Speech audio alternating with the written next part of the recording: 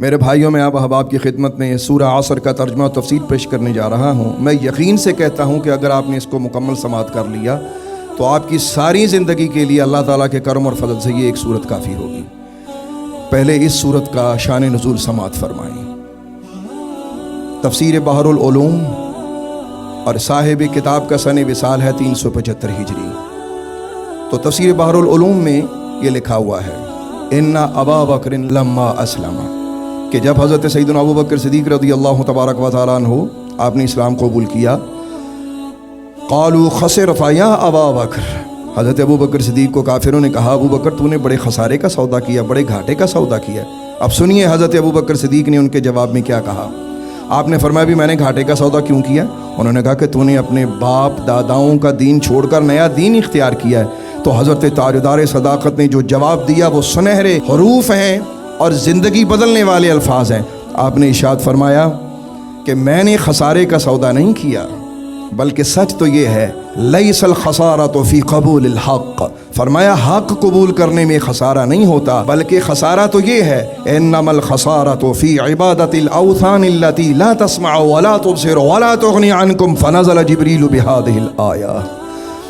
آپ نے فرمایا خسارہ تو یہ ہے کہ جن بتوں کی تم عبادت کرتے ہو، نہ وہ سنتے ہیں نہ وہ دیکھتے ہیں، نہ انہیں تمہاری پرواہ ہے۔ حضرت تاجدار صداقت یہ باتیں کر رہے تھے کہ حضرت جبریل امین سورت قرآن لے کر نازل ہو گئے، والعصر ان الانسان لفی خسر الا الذین آمنوا وعملوا الصالحات وتواصوا بالحق وتواصوا بالصبر۔ زمانے کی قسم، بے شک انسان نقصان میں ہے، مگر وہ لوگ نقصان میں نہیں جو ایمان لے آئے اور اچھے اعمال کرتے ہیں اور ایک دوسرے کو حق اور سچ کی تاکید و تلقین کرتے ہیں۔ میرے بھائیو، زمانے کی قسم کیوں اٹھائی؟ اس لیے کہ یہ حبیب خدا کا زمانہ ہے، اور اگر صرف اس سے مراد عصر کے وقت کی قسم ہو تو بھی بڑی خوبصورت بات ہے۔ عصر کا وقت آپ کو پتہ ہے کتنا خوبصورت ہوتا ہے؟ آقا کریم علیہ الصلاۃ والسلام ارشاد فرماتے ہیں کہ جس شخص کی عصر کی نماز قضا ہو جائے وہ ایسے ہے کہ جیسے اس شخص کے آل اولاد فوت ہو گئے اور اس کا مال و دولت سارا لوٹ لیا گیا ہو، یعنی اس کے پاس کچھ بھی نہ رہا ہو۔ تو عصر کی نماز کی یہ ویلیو ہے۔ اب ذرا غور کیجئے کہ اللہ تعالیٰ جس نے زمانہ بنایا، جس نے دنیا بنائی، جس نے کائنات بنائی، وہ خود فرما رہا ہے کہ انسان نقصان میں ہے، ان الانسان لفی خسر، انسان نقصان میں ہے، انسان گھاٹے میں ہے، انسان بڑے گھاٹے کا سودا کر رہا ہے، مگر وہ لوگ جو ایمان لے آئیں، صالح اعمال کریں، ایک دوسرے کو حق اور سچ کی تلقین و تاکید کریں، وہ خسارے میں نہیں ہے۔ کائنات بنانے والا فرماتا ہے اگر خسارے سے نکلنا ہے تو ایمان لے آ، اگر خسارے سے نکلنا ہے تو اچھے اعمال کر، اگر گھاٹے کے سودے سے نکلنا ہے تو ایک دوسرے کو اچھی بات کا حکم دے، خود بھی اس کو اچھی بات کہے اور اس سے بھی اچھی بات سن۔ میرے اللہ، تو نے کائنات بنانے کے بعد کائنات کے حسین ترین قانون کو جو کہ تیری نظر میں ہے وہ بیان کر دیا اور انسانوں کو سمجھا دیا کہ لوگوں، زندگی کی کامیابی مال دولت پیسہ روپیہ جھوٹی شہرت جاہ و جلال اس میں نہیں ہے، بلکہ اس میں ہے کہ تم اللہ کی بندگی اور رسول کریم کی غلامی کرو۔ آئیے ذرا اسے آگے بڑھتے ہیں۔ تو کتنا اچھا ہوتا کہ امت کا ہر فرد اچھی بات کا حکم دیتا، برائی سے روکتا۔ گھاٹے سے وہی بچے گا جو اچھی بات کا حکم کرے اور برائی سے منع کرے، باقی سب خسارہ ہے، بس صرف یہ ایک ہی واحد جنت میں جانے کا سہارا ہے۔ اور اسی صورت کی تفسیر قرآن صحابی کی زبان سے سماعت کیجئے گا۔ تفسیر ثعلبی اور صاحب کتاب کا سن وصال 427 ہجری ہے۔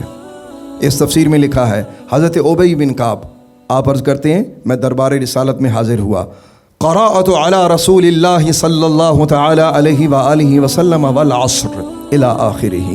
وہ کہتے ہیں کہ میں نے نبی کریم رؤوف رحیم علیہ الصلاۃ والسلام کی بارگاہ اقدس میں یہ پوری سورت کریمہ تلاوت کی اور میں نے عرض کیا، فقلت یا رسول اللہ بأبی وانت و امی، یا رسول اللہ میرے ماں باپ آپ پہ قربان جائیں، وما تفسیرها، یا رسول اللہ اس سورت کی یا ان 3 آیات کی تفسیر ارشاد فرما دیجئے۔ تو سنیے میرے آقا کریم علیہ الصلاۃ والسلام نے اس کی جو تفسیر بیان فرمائی۔ حضور فرماتے ہیں والعصر، اس سے مراد یہ ہے کہ اللہ تبارک و تعالی عصر کے وقت کی قسم بیان فرماتا ہے، ان الانسان لفی خسر، کہ بے شک وہ انسان نقصان میں ہے۔ اس سے مراد ابو جہل ہے، इल्लल्लज़ीना आमनू, इससे मुराद अबू बकर सिद्दीक है। व आमिलुस सालिहात, इससे मुराद उमर फारूक है। व तवासौ बिल हक़ से मुराद हज़रत उस्मान गनी है। व तवासौ बिस सब्र से मुराद हज़रत अली है। तो मेरे भाइयों ज़रा गौर कीजिएगा, वो अहबाब जो आमाल की फ़जीलत तो खुशी से सुनते हैं मगर ज़वात के फ़ज़ाइल से परेशान होते हैं, वो ज़रा गौर कीजिए कि जब सरकार दो आलम अपने सहाबा को इस आयत करीमा का मिज़दाक़ फरमाते हैं, कौन है जो उनकी अज़मतों को घटा सके। और इसी सूरत से आखिर में पैगाम देना चाहता हूँ मगर अपनी ज़ुबान से नहीं। और भाइयों, खुदा रसूल का वास्ता है, उस शख्स की सुना करो जो तुम्हें रसूल खुदा के इरशाद सुनाता है, जो तुम्हें इरशाद बारी ताला सुनाता है। तफसीर कबीर इमाम तबरानी की, और आपका विसाल 360 हिजरी में हुआ।